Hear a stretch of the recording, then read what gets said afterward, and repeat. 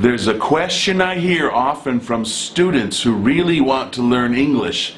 They say that they don't have an English conversation partner that can help them correct their mistakes or just practice day-to-day English. Maybe they're being taught English by a teacher from their own country for whom English is not a native language. So I wanted to give you 4 solutions to this type of problem.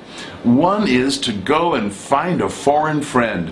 What I mean by that is seek out native English speakers. They might be visitors to your city, like a tourist. They could be a business person. They could be a visiting professor at a university or high school. Or they could be a student who's a native speaker of English. This works very well if you can give them something in return. Let me give you an example of how this worked for one Chinese billionaire. In China, there's a company called Alibaba. It was founded by a Chinese businessman and former English teacher named Jack Ma. Ma Yun is his name. Now, Jack has done very well. He's worth $24 billion. He founded the first e-commerce company in China. And here's how he got to where he is today. When he was a teenager, he was determined to learn how to speak English. So he would bicycle to a local hotel where there were English-speaking tourists, and he would ask them if they would help him. In return, he would be their tour guide. So he put himself at risk of rejection or embarrassment a little bit, but he did have the goal of learning how to speak English. And he kept up relationships and was a pen pal with these various tourists that he met for a long time.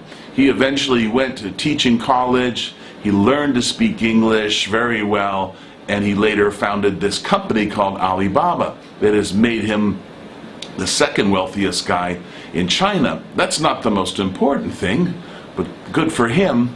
But his determination to find someone in his area for practice is what really pushed him forward.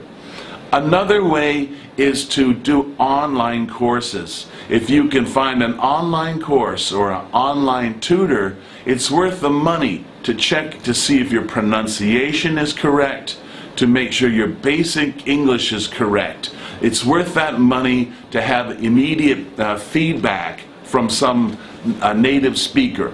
Also, through internet resources and online resources, there are many websites that can help you with pronunciation. You can type in the word and hear how it's pronounced. That's a very great immediate form of feedback for you. Another way is to listen to audio books and read the book at the same time. An audio book is also called a recorded book. So you'll have a book that's written in English, and you can listen and read at the same time. When you see a word that's new for you, you can look up the meaning, but you'll know how it's pronounced. And you can read some very beautiful English in this way. That's another way to get immediate feedback.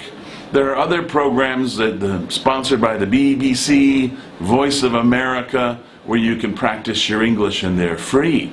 So these are ways that you can get feedback. Understand whether you're pronouncing things correctly. Understand the basics of English, and learn idioms and the different types of phrasal verbs that are very common in English. Many of you have to study grammar, and you get it punched in your head until your grammar is excellent. But the day-to-day conversation, what to say after, "Hi, how are you?" that's sometimes missing. And you will get that if you practice with a native English speaker in 1 or 2 or all of these ways. It is the way that I learned French when I wanted to go and stay in France. I found some French students in my city, and we did a language exchange. And also I was working for a Japanese company, and I hired a tutor, but I would also look for Japanese people who would help me with my Japanese, and I did the same in Thai. So those 3 languages are still in my head. The parts that I remember were the conversation skills that I learned with these various partners in the 3 different languages.